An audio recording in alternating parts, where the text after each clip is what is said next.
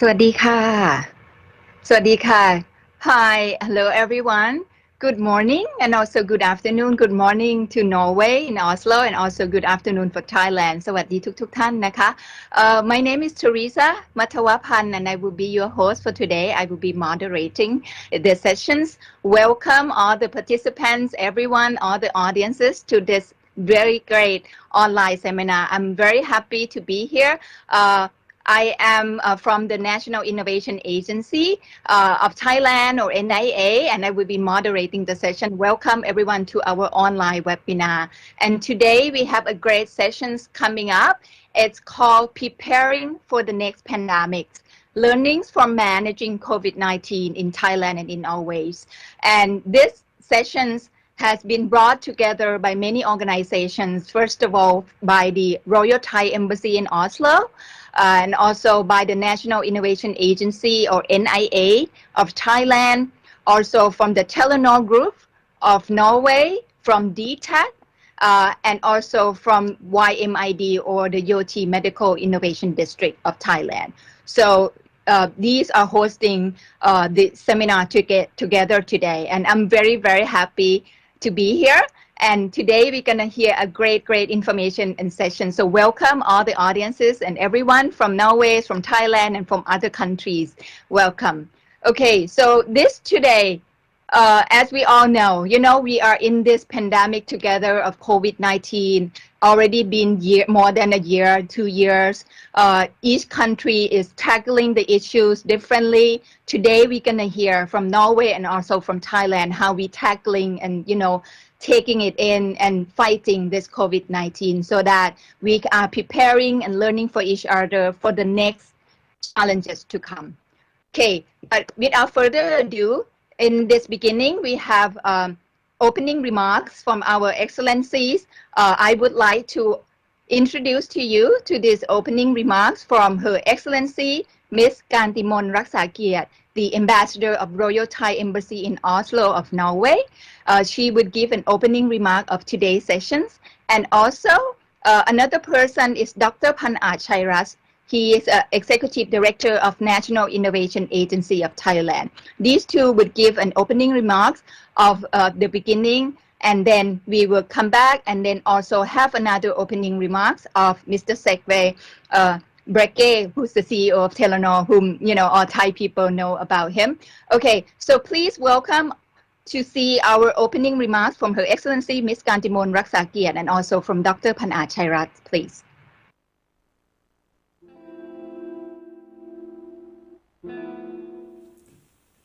สวัสดีค่ะ Dr. Panat Chairat, Executive Director, National Innovation Agency of Thailand.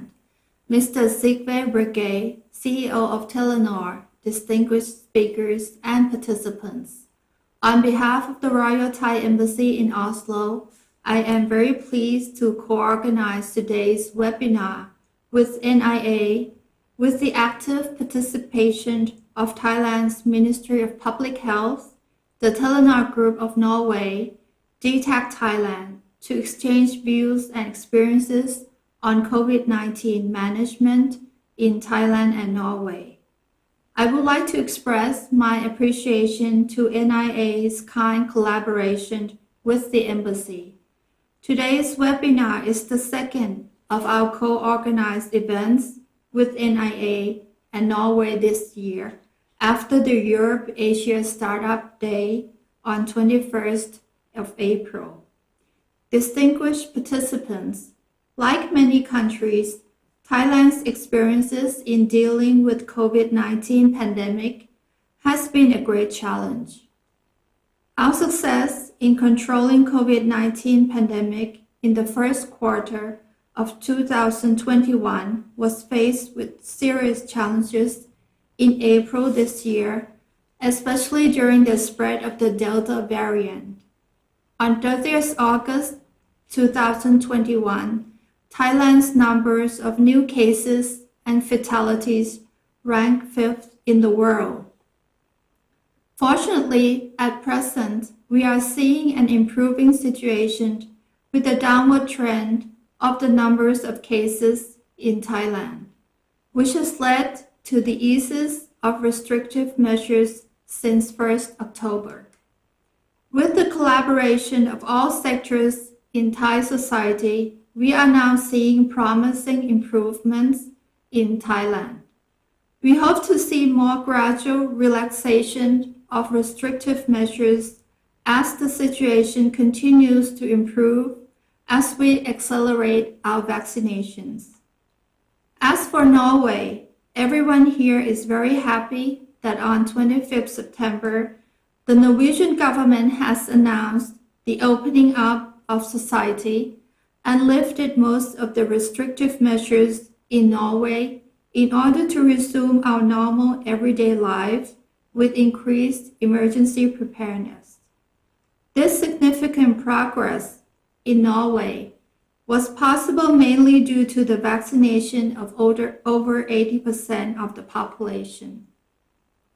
With Norway's success in its fight against the pandemic and Thailand's resilient healthcare system, I am certain there are rooms for us to learn from each other to overcome the challenges of COVID-19 situation.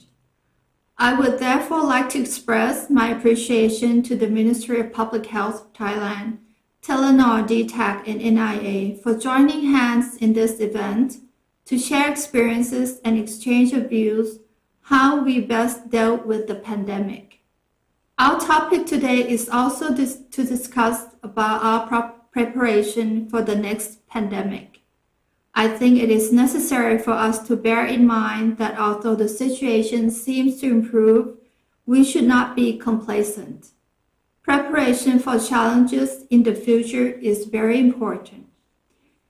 Distinguished participants, today I'm very pleased to see innovation diplomacy in action, both in terms of an online meeting and to learn about Telenor's using mobile application of regional mobility mapping to contain COVID-19 in Norway.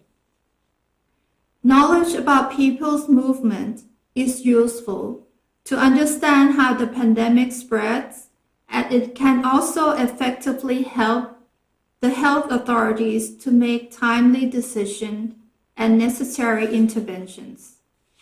The Telenor Group has been using big data to help fight against diseases for years to gain deeper understanding of the spread of dengue virus in Pakistan and malaria in Bangladesh.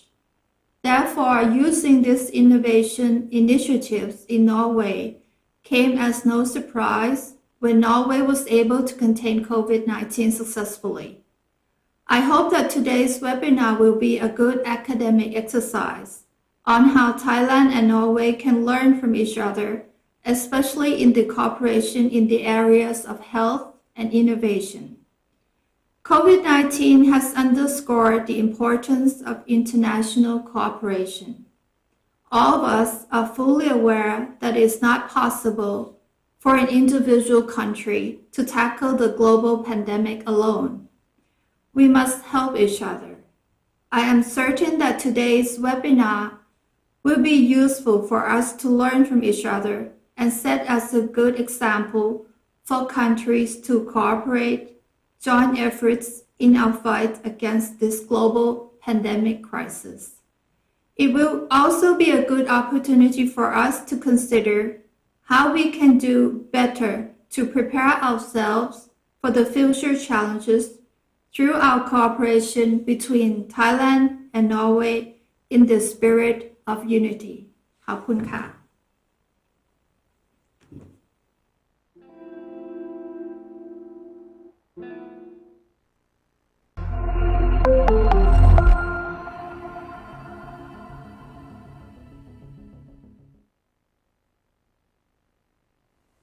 Excellencies, panelists, distinguished guests, and all online participants.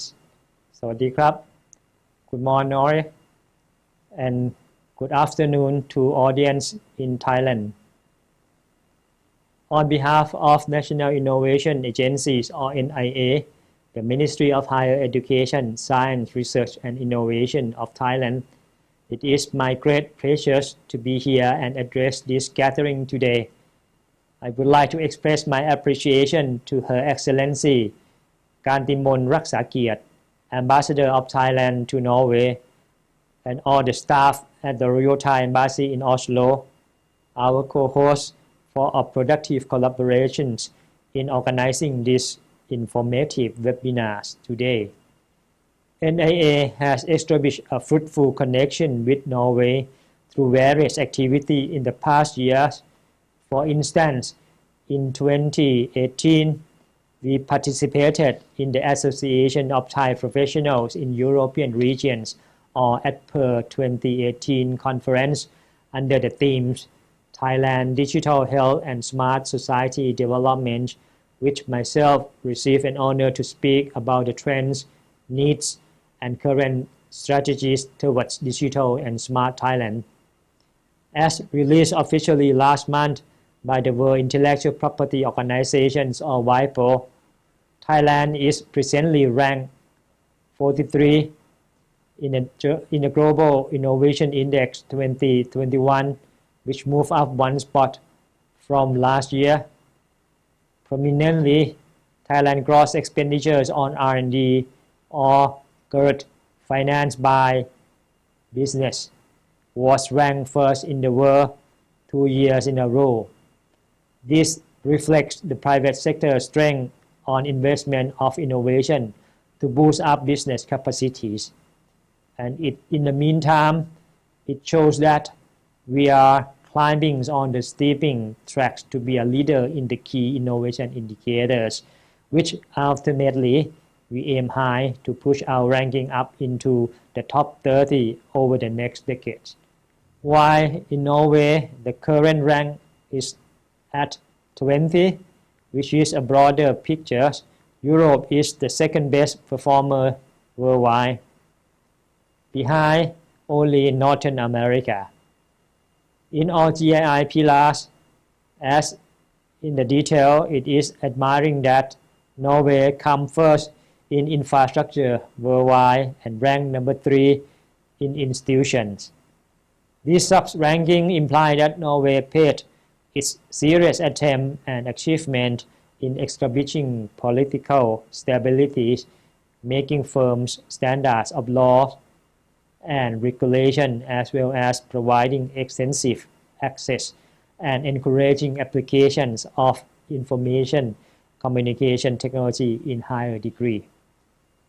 This year, we organized an online webinar together with the 6 Royal Thai Embassies in Asia and Europe, including Norway, in the title of Europe Asia Startup Day, to share insightful knowledge and promote Asia and Europe's startup ecosystem.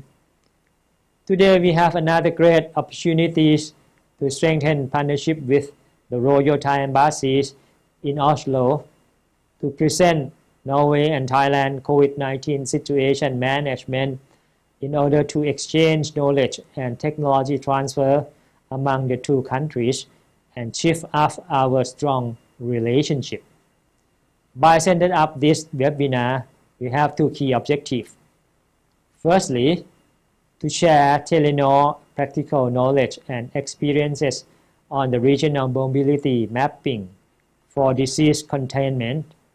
Today, we are pleased to have a distinguished representative from Telenor Groups, a leading telecommunication companies across the Nordic and Asia with 188 million customers across the region, to share about an application of a mobile system to quantify the human mobility pattern that spread disease, which originally to track the resistant forms of malaria across international border, but has recently been adapted for the handling with the coronavirus. We will learn how Telenor could use a mobile telephone technologies to track the expansions of COVID-19 in the area.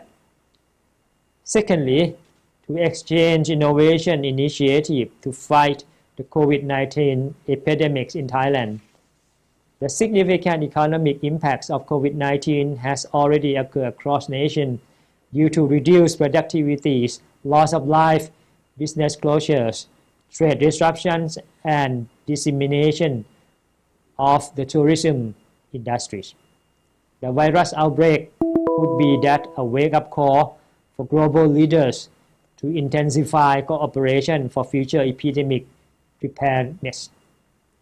Since the first wave of COVID-19 spread over Thailand in early 2020, NAA has supported and continued to nurture new entrepreneurs by cultivating on knowledge enhancement, organizational management, and setting up a new entrepreneurial development program. We work closely with the Thai Health Tech Association in developing telehealth system and deep technology startup in testing for virus. From Thailand side, we will present the COVID-19 epidemic management and concern policies enforced in the countries. We will listen how Thailand manage healthcare system and strategies on providing medical treatments for the corona patient.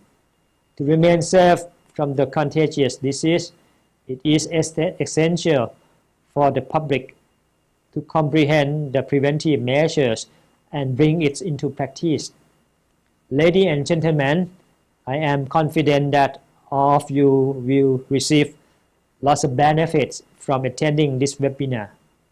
In a moment after this, we will acquire rich knowledge from Thai and Norwegian counterparts who are specialized in applying new technologies, policies, and management systems to take control of the coronavirus outbreak. Absolutely, this solution could be found for handling effectively with the COVID-19 challenges. Lastly, with the technological and innovative mechanisms available to benefit of mankind this day, we will definitely get through this hard time together. Thank you very much. ขอบคุณครับ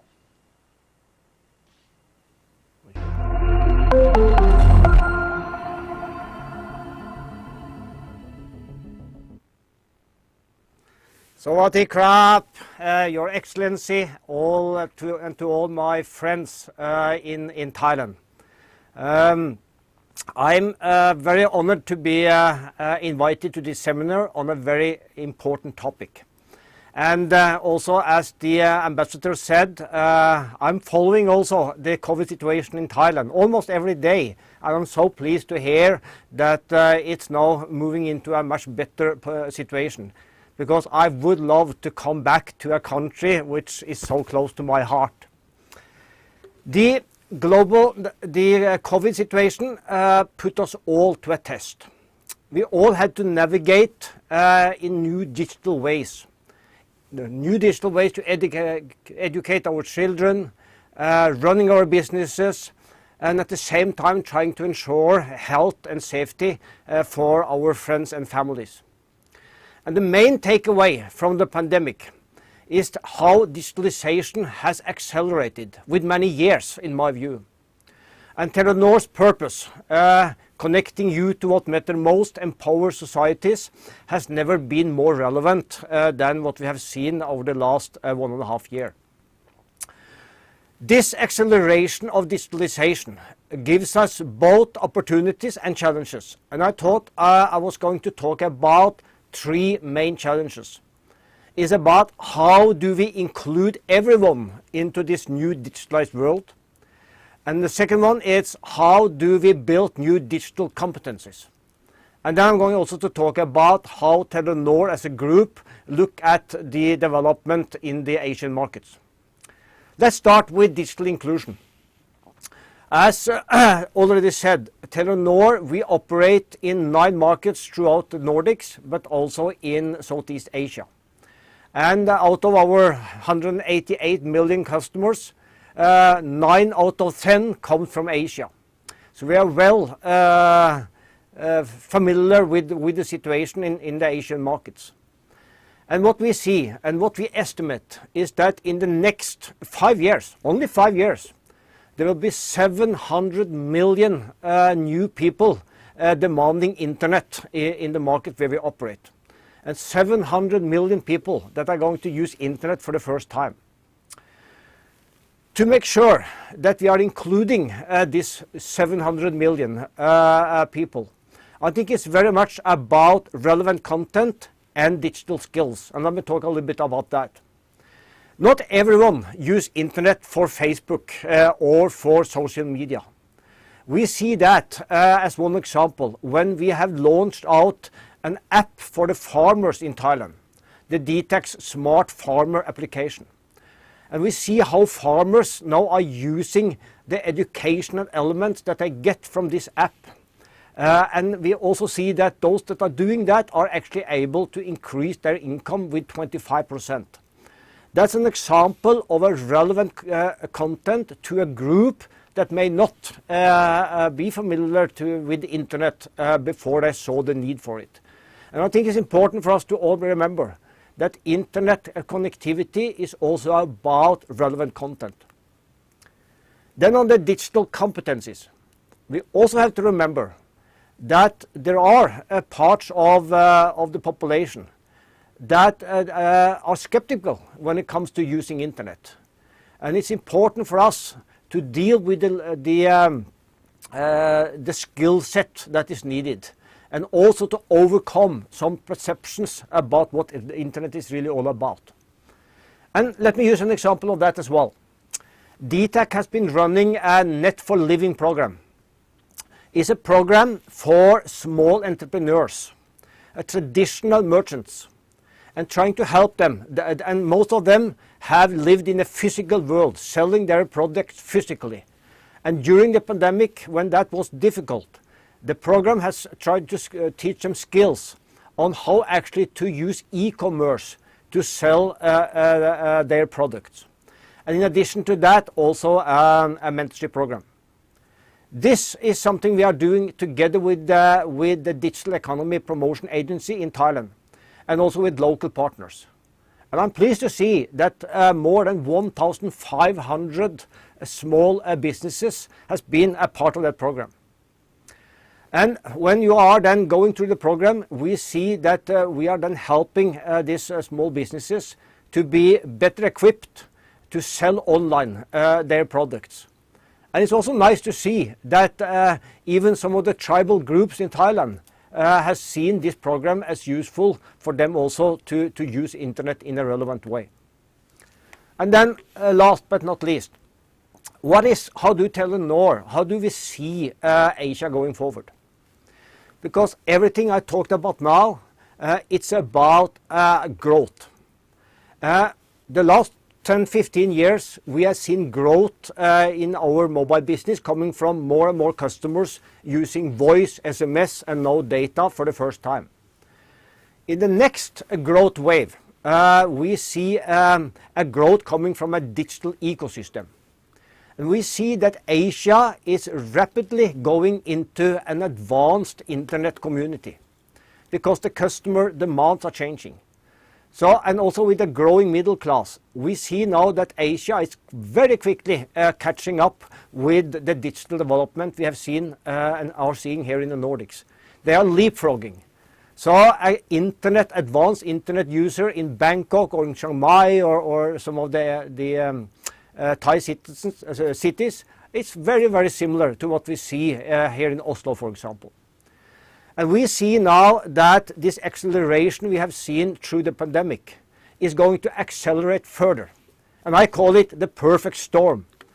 And the perfect storm is when technologies are merging together. I'm talking about 5G, I'm talking about artificial intelligence, and I'm talking about Internet of Things. Meaning that not only people are connected, but millions of things are connected. When these three technology forces are coming together, I think we will see a revolution in the way products and services are being delivered, especially in the business segment, where we will see new solutions helping the businesses also be digitalized. However, to facilitate all that, we need a cooperation between the private sector and the public sector. In the private sector, we will do our part of the job. But we are also dependent on predictable futures because we are investing a lot in our digital infrastructure system. and that we need regulatory certainty, and we need also market structures which are favorable. So this is something that we are talking to the governments and the public sectors about. I'm excited about Asia, and I'm excited about the digital revolution I'm seeing now in our Asian markets. And I can assure you that Thailand is really important for us. We have been in Thailand in 20 years, and we are looking for the next 20 years to come. So we want to do business in a responsible way. We want to be seen as a contributor to the overall society, and never has that been more relevant. Thank you. Thank you. Thank you so much for all the opening remarks from the three speakers.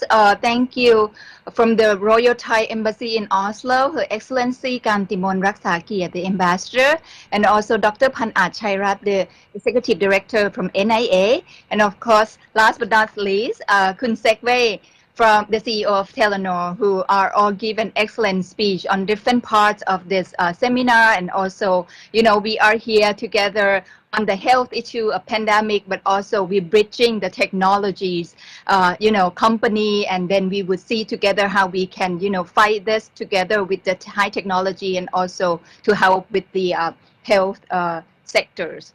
Okay, now I would like to introduce to the next sessions. We have a great session still coming up, so please stay tuned. We have two speakers today. First is Dr. Narumon Sawan Pranyaler. She's from the Public Health Ministry, and she the Ministry of Public Health from the Department of Medical Services of Thailand. And also another speaker is Dr. Kent Ergen Monson, the fellow of Telenor Research, who would be the representative talking on the Telenor or the Norway side. Okay, and I'd like to tell the audience also that for the participants, if you have questions, you know, we would do the questions and answer session at the end of the two speakers. And if you have questions to ask, you can send us email through the email set pr-dtac@dtac.co.th. Okay, I repeat, PR as in public relation, dash dtac@dtac.co.th. So, .th. So if you have questions for the speakers or anything at all, you can also send us email, and then the team would send us those questions, and we would ask the speaker for you. Okay, so let's come to the main issues today. Dr. Narumon Sawan Pranyaler, she would talk to us about Thailand side, the public health response during COVID-19 pandemic. She is now the Chief of Medical Emergency Response Unit of Department of Medical Services of Thailand from the Ministry of Public Health. So I would like to give the floor to Dr. Narumon, please. Could you please? ค่ะ Thank you ขอบคุณค่ะ สวัสดีค่ะ Good afternoon everyone. So Excellency, distinguished guests and our participants in Oslo, Norway and also Thailand.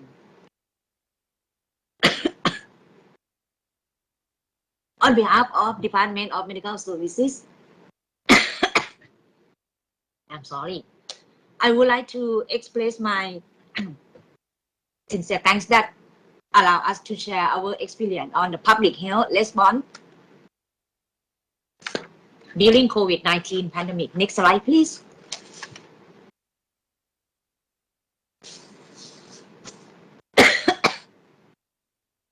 I'm not COVID now.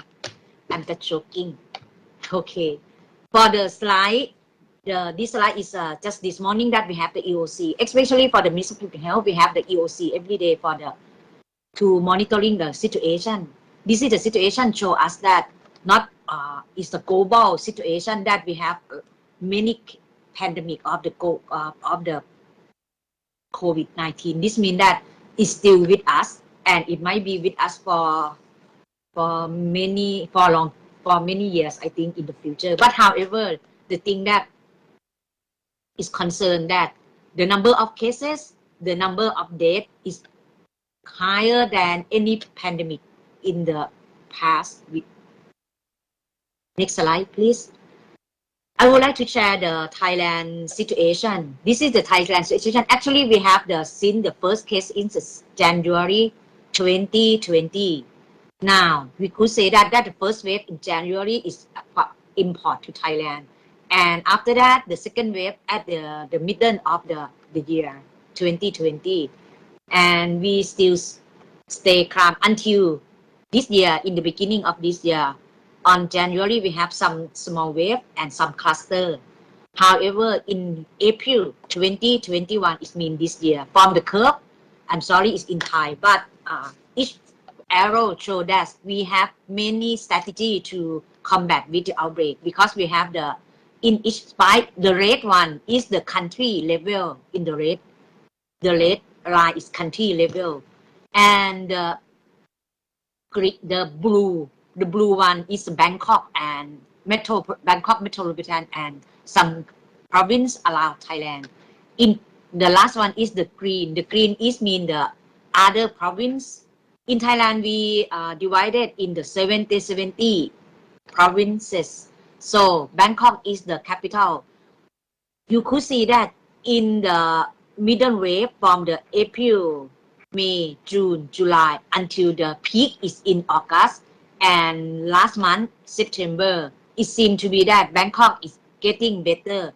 But however, we still have the problem with the other province, especially in the south. So the curve seemed to be stabilized on this one. But however, the strategy that we have, we following the national strategy for the emerging infectious disease. So this one is really important for the experience that for the pandemic. Next slide, please. The next slide will show the Thailand map. For the Thailand map, that you could see as I explained that in each line in each one is one province. So if the white one from this one picture just for 5 days ago, today is 15 October. The previous one is 14, 13, 12, and 11. This map want to show that the situation in some area, if the red one is more than 100 cases, if the green one is mean 1 to 10. So we could say that from the statistic in each province, it depends on the number of the new cases have report.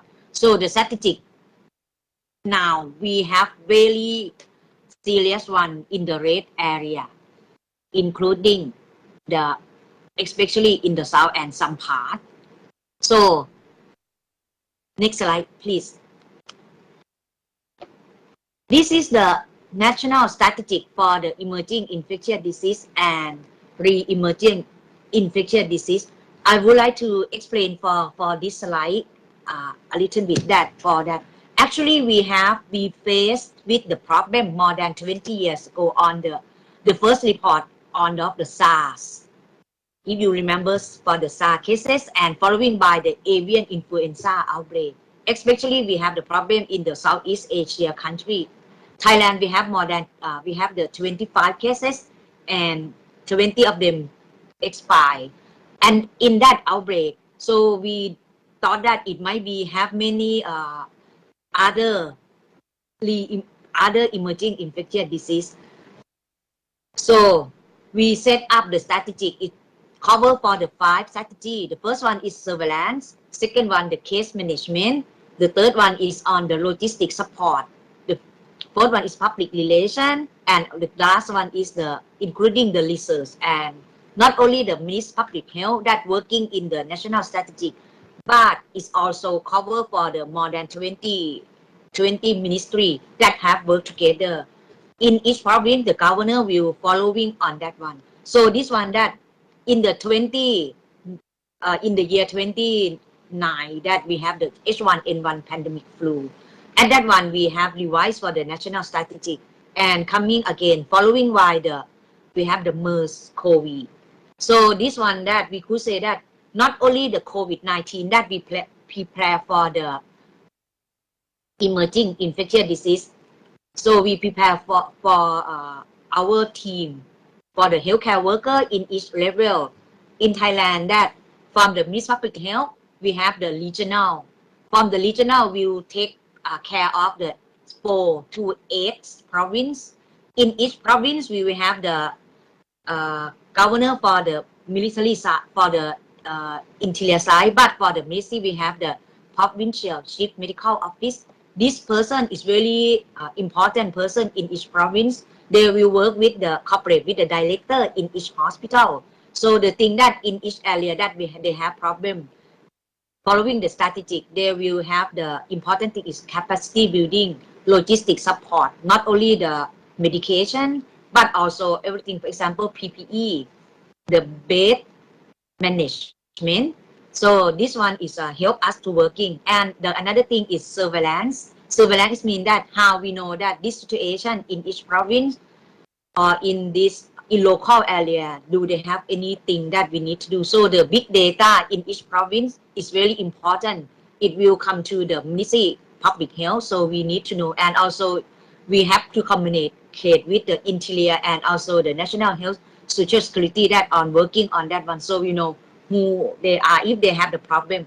Because most of the cases that if they become the COVID case, they need to treatment. So the next slide, please. This slide that just summarize the thing that we work together. The first one start from the surveillance and control. So surveillance is not only in the hospital, but we working in the community. The small item in the community we call the village and household. In each household, we have the list of the team that we know who they are, who are the high risk group. For example, the elderly, the pregnant, the children, or they have any problem with them, diabetes, hypertension, or any problem that they do have. So the surveillance and the team we call village health volunteer. They are the key person to communicate with the people. And if they become sick or they have the problem with the case, we need to do working on the outbreak investigation or case investigation for the contact or high risk contact case. It will come to the hospital. We call the case management. I will go to the detail for case management, but I will go to another side first for the laboratory investigation. The laboratory is really important because during the last year and in January 2020, we have the problem that we don't know what kind of this disease until China until the WHO reported that they are the new coronavirus and called the name COVID or SARS-CoV-2. The thing that in the beginning we have the problem with the case because after we need to do the confirmed case by using the laboratory we call RT-PCR or real-time PCR polymerase chain reaction for the lab, they call the name. So the thing that we need to check that who they are and how they working with we using the 13 digit of the patient to for refund for the treatment because all of the case have to admit in the beginning. Now after the time go by and many things, we have the new technology, we using the ATK to detect if they have the case or the problem, we will treating them. And the last one is the risk communication is also very important because the problem that we found the patient, not only the patient, but all population that concern, not only the Thai citizen, but also the foreigner or anything that want to come to Thailand or want to go back home, something like that. This communication, we have problem meeting on the fake news. It might come from the social media or anything, or that thing that we need to work in more detail on the risk communication. So this is just summary of all strategy from the national strategy, the shortest one that to make sure that the public health respond that to work together. Okay, next slide please. This slide will focus on the case management strategy. The case management strategy mostly responsible by the Department of Medical Services. The goal is early detection, early diagnosis, early treatment, and early containment. The thing that for the early detection, how we know that they have the infected or not, we have to separate the patient who have infected from the who not infected. So to make sure that if they are infected, they need to treat or admit. In the thing that now in the beginning most of them put in the hospital, but after it's overwhelming with the bed.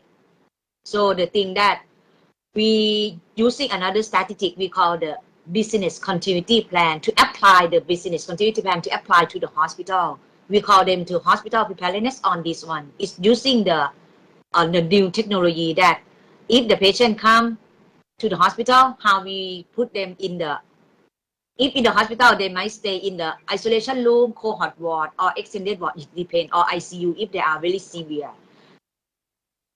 However, we have not enough bed or space in the hospital, so we need to develop for the, we call the thing we call the start from the field hospital, and now the thing that help the people to easy to take care after the technology change, we call them the home isolation or community isolation. And another thing that we using the, we call the hotel, because at that time economic rider have problem, everything have been shut down, so hotel is no people stay, so we change from the hotel to become the hospital. We call them hospital. It stands for hotel plus the hospital, so the patient who have the very mild symptom could stay in the hospital. So this is we could say that the like the new technology for them, because we're using the telemedicine to following the cases who stay in the hospital or hospital. Now we found that the number of cases who have very mild symptom is almost 70%. So we're using the home isolation, similar to the many countries using telemedicine, telepharmacies is also is very important to helping the patient to monitoring them. So we could say that this one, it could help for them for the early diagnosis and early treatment. It help us to for the early containment also. And now, next slide, please. This one just want to show that during the first in the April we have the thing that we set up. Just want to sharing the how using the telemedicine. We call this one field hospital, or sometimes some people call the cohort center. This is the, we show the bed. So this one, each bed we will have the camera to monitor of the patient to reduce the exposure of the healthcare worker and other people. So next slide, please. This slide want to show that how we monitoring them. And I'm not sure the slide is maybe. We using the IT in the field hospital, so we will monitor them in for the 24 hours. If they are choking or they are have cough or they have the problem, they will come to the microphone and tell us. So we will go to them and interview. And if they are quite not so good, we will go inside and examination and refer to the hospital. This one, we have the number of cases at that time. About the 200 cases. Next slide, please. And this slide show that we have the monitoring by using the telemedicine. The doctor will monitor the patient in the morning and in the evening. If they have problem, we will take the medicine to them. Okay, this is the medication. We have to, they could communicate with us by using the, at that time we using the, we call telepharmacy. By using the internet to discuss with them. This technology is a robot developed by the Chulalongkorn University, and now I think we have many robots from many teams that try to develop, and then it's, I think it's from the lesson learned and from discussion that it's really useful to help the patient and help the doctor to keep safety from that one. I think that's all for the to sharing experience on the some part of, in summary we could say that the first one, that the national strategy or the response, not only the healthcare worker to work, but we have to work with other as the network, many like the multidisciplinary team, and also network with the other partner, other agency, including the NGO also helping us on this. Is really helpful that many partner, many agency to work together on that one. So even though we could say that we still working to combat with the other problem on COVID-19. Hopefully we will stay with them safely, including you. Thank you so much for sharing experience. Thank you. สวัสดีค่ะ I will be with you. Thank you ขอบคุณค่ะขอบคุณค่ะ Dr. Narimon for your sharing, and you can see that she picked the issues and the actual pictures and the experience on the field to share with us, and basically what Thailand has been doing on this side is having the strategic plan, but also working together with different partners in the field using technology. It can be advanced technology, but it can also be basic technology. But to do that, telemedicine, telepharmacies, to use in the and you talk about surveillance and control, and I think that's very good, and also the early detections and early treatment, so that we can at least contain the treatments and contain the stages of the patients of COVID-19 in Thailand. ขอบคุณค่ะ Dr. Nama. We will come back to your questions later. Let's go to the next speaker, which is from the Norway side. Dr. Kent Angel-Morten, Fellow of Telenor Research of Telenor Group. Of course, he would share with us the Norway's experience in the time of pandemic, and we will hear more on the technology of Telenor, I think. Please, the stage is yours, Dr. Kent. Thank you. Greetings from Oslo to honored guests and online viewers. In Norway, we have used mobile big data to forecast the spread of coronavirus since February-March 2020. And this is a project between the Norwegian Institute of Public Health, University of Oslo, the Norwegian Computing Center, and of course Telenor. Telenor has almost a 10-year history on this topic, and we started off this journey together with the Harvard School of Public Health and have experience from doing projects in Pakistan, Bangladesh, and Thailand on utilizing mobile big data for understanding the geographic spread of different infectious diseases like dengue, malaria, and influenza. So, when the first case of coronavirus appeared in Norway, February 2020, we knew what kind of data that could be helpful to actually extract from our systems in order to help. So, what are then these mobile big data? That's a question I get all the time. And we have to remember that when you use your mobile phone, this is connected to a cell tower closest to you. And this gives you a location. And when you move from one cell tower to a next, this location is then updated in the mobile operator's system. And then comes a small trick. All this individual data is then aggregated up, summarized to produce the travel patterns of the population for the whole nation.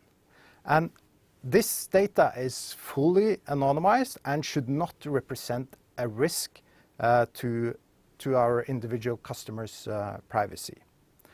And from the body of knowledge that we have generated in previous projects, we know that knowing the travel patterns in a country is essential information to actually couple and feed into the epidemiological models, since that improves their usefulness and accuracy in the forecast and predictions that are being done. So since February 2020 here in Norway, we have calculated the Norwegian travel patterns 4 times a day for all the 356 municipalities, and as a privacy precaution, we also have removed counts below 20 from the data.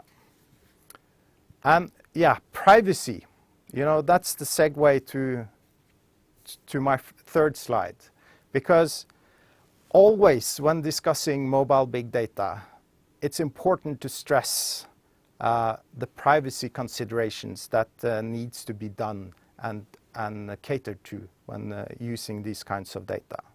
And it's important to stress that no personal or individual data ever leaves the mobile operator's premises or data warehouse. And so that data always resides where it's supposed to be. Only aggregated and fully anonymized data is taken out of the data warehouse and shared with project partners. So this means that no data on individuals is ever shared. And as I alluded to on the previous slide, finally, an additional then precaution.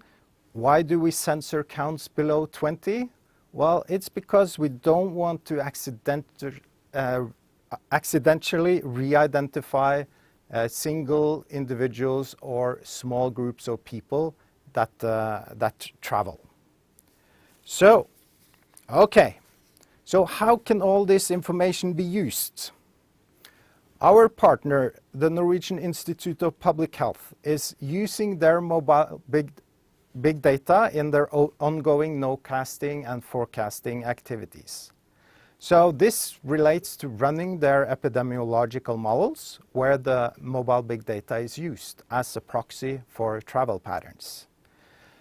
And of course, we have to remember that it's not only the mobile big data that is needed. We also need other types of data coming from the health side.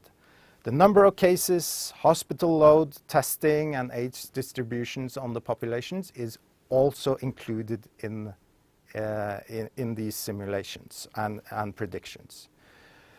So this produces output, which here in Norway has been used by the health authorities during the whole pandemic. And this is then used to actually understand what is the current situation on the coronavirus situation and how it will unfold next. So weekly updates to the situational awareness report, which you find there on the left side, that's the most recent one. There contains 1, 2, and 3 week predictions to hospital loads, etc. And there's information about what is the reproductive number for the pandemic on the national level, and also broken down on different municipalities. All this information is produced openly, and it's available on the link that you see there, and has actually been an important part of the information that the health authorities have used in order to actually understand how the pandemic has been unfolding in Norway. And some final reflections, actually. How can we then better prepare for the next pandemic? Because history has clearly taught us that there will be a next pandemic. There's only a matter of, we don't know when it's going to come, but we do know it will come. So please have in mind that, you know, these initiatives and this technology is still things that needs to be improved on and worked on further. So some important reflections are that, you know, collaboration is key. Industry, academia, and government need to collaborate, because it's only in collaboration we will be able to solve these gigantic societal problems. And we also need to prepare through doing research and develop and actually test our models in advance. You shouldn't be actually doing that during the pandemic. And also there's other homework that needs to be done. Legal contracts, data specifications, who to contact, etc. in a foreign organization is important to clarify before the next pandemic, because the arduous task of navigating a new organization during a crisis should not be underestimated. So let's all do our part to prepare for the next pandemic, and thank you for your attention. Great. Thank you, Dr. Kent from Telenor, in sharing with us your technology and the forecast model. It's fascinating, and I think we are, follow through on that in Thailand as well, on forecasting the capacity of the hospitals or the beds capacities of the hospital and the all the health numbers. And also, you stressed upon collaborations, and I think that's the key, for the next pandemic, for all of the issues of the challenges that we will face during the next, years or so, or in the future.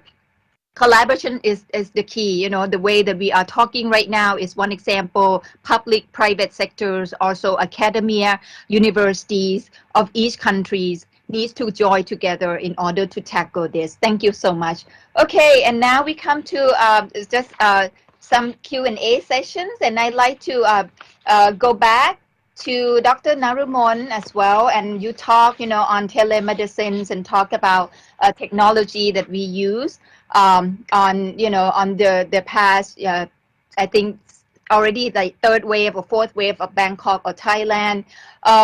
What do you think there are any other technology or applications, that we can use for patients' treatments, and how do we improve that efficiency of that treatment?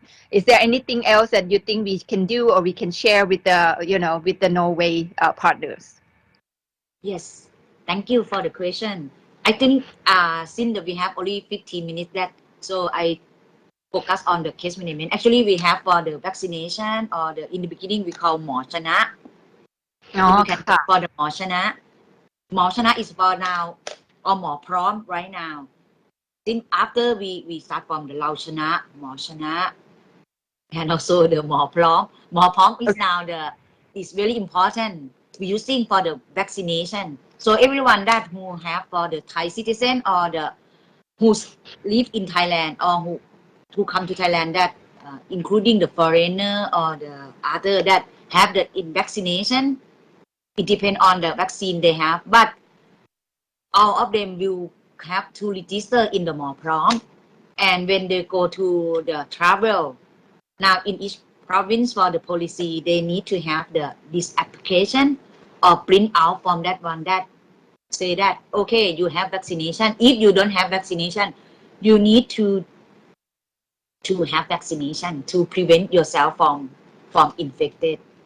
And another thing that for in the lab or in the hospital, we have another we call cohort.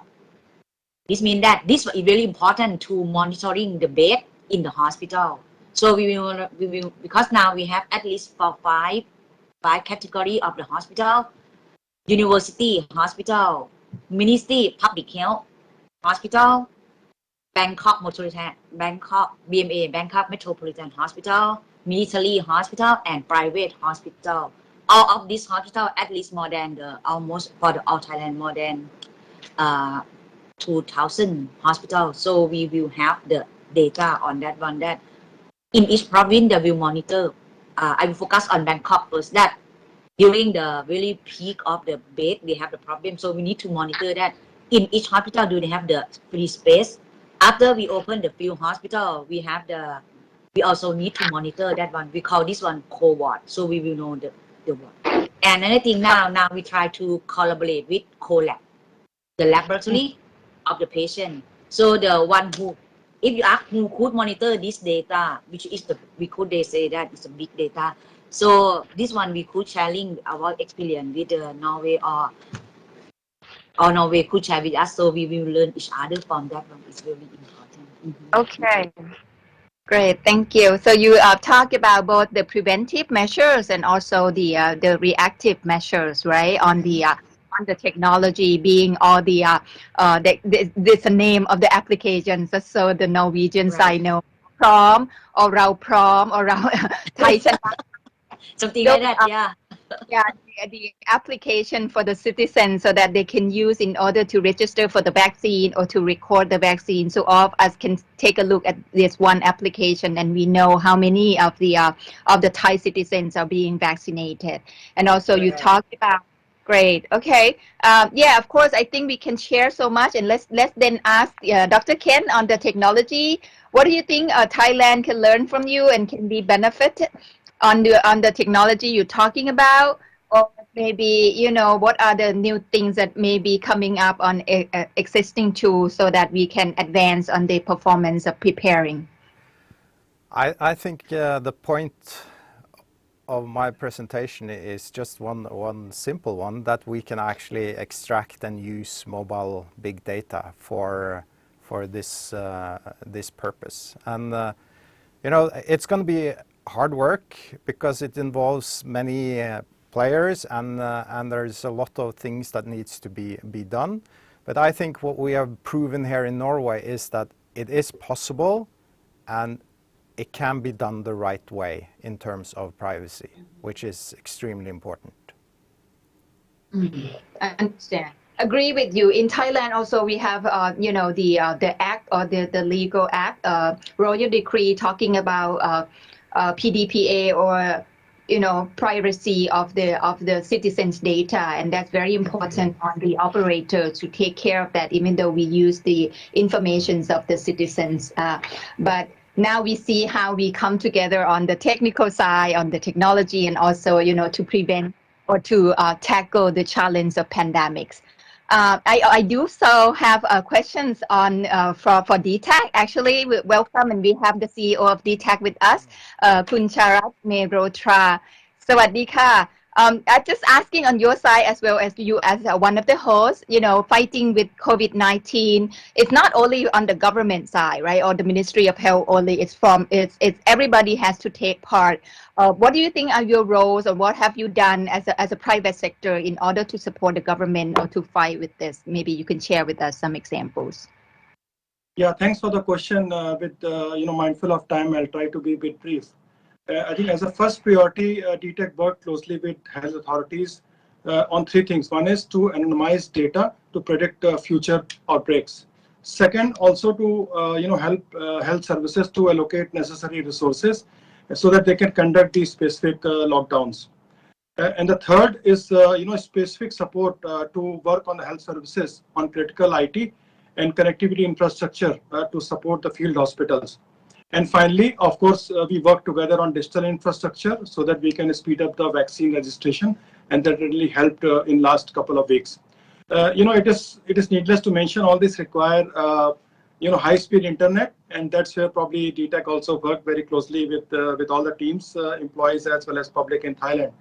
And I can tell you that we have learned a lot, both locally as well as globally, from these initiatives. And we are happy to continue advise the government on quickly bouncing back from COVID-19. Okay, thank you. Okay, great. Brief, but very concise, and see how you can use the technology and high-speed internet in order to help with Thailand, right? Kun Sekwe, are you still with us? Maybe I have your questions to add in as well from the Telenor side. What do you think the business, the business side, or yourself or DTAC can harness this, digital technologies and adoption for maybe for the social or for the citizens, for social goods? Any ideas? Yeah, the short answer to that, it's public-private partnership. I'm very convinced that both to do what Kent is saying and what we are discussing here, also meaning to handle the current situation, we need cooperation between the public or government sector and the private sector. But we also need to remember that when we have been able to get over the current situation, then a digital revolution is going to happen with the people, the customers. But that also requires public-private partnerships. So I think that all these issues going forward, nobody can do this on their own. So we need that cooperation. And I really, really hope that the private sector and the public sector will be advancing their cooperation going forward. That's the only way to handle these big challenges, but also big opportunities. Great, thank you so much. And I think even though we have learned shortly and briefly from each speakers, but we have get a very concise and positive point that even though we have passed the pandemic, we still need to prepare, for the next challenge, for the next one.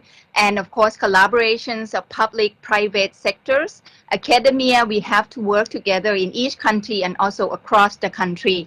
I like to go back to the speaker, the main speaker, the two of the speaker. Dr. Naramon, if you like to add in any collaborations that you think we can do between Thailand and Norway, and also asking Kent the same questions. That would be our last question, and then, we will conclude. Any last words?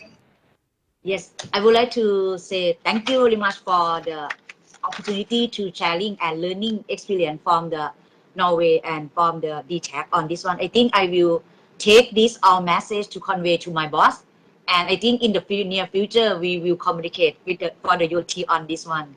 Thank you so much for allow me to sharing and learning experience from all of you. Thank you so much. Thank you. Yes, of course. I think we are very happy to collaborate from each sides and also from other company as well of Thailand and Norway. And this is, this is an ongoing process, of course.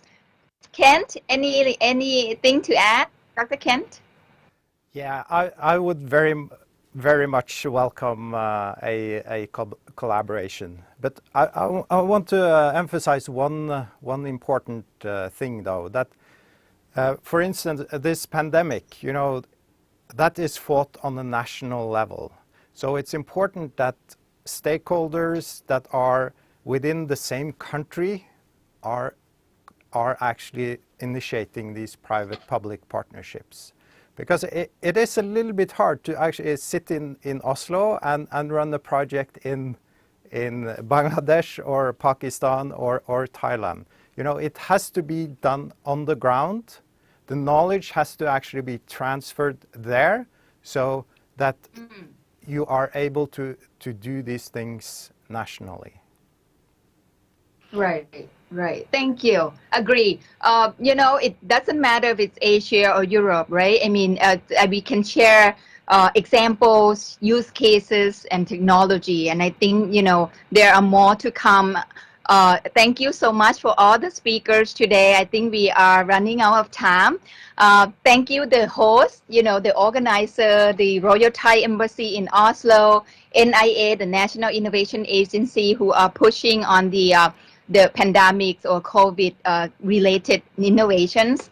Also, of course, Telenor Group and DTAC, and also UT Medical Innovation Districts as a collaborations seminar together today. So let me remind that the audience or the participant, if you like to ask for the slides of the speakers, and also if you have other questions to contact, you can also send it to pr-dtac@dtac.co.th. That's coming up on the screen. And I hope that this is just the beginning. We still need to collaborate and talk together and matching between, business and also technology and also the knowledge of each countries, further the collaborations of Norway and also Thailand. Thank you so much for joining us. And we hope that you get good information and good collaboration from the years to come and preparing yourself for the next pandemic. So any challenges we would, receive coming up. Thank you so much. Until next time, stay healthy. Thank you. And I would just end this here. Thank you. สวัสดีค่ะ สวัสดีครับ สวัสดีค่ะ ขอบคุณค่ะ Thank you ค่ะ Thank you.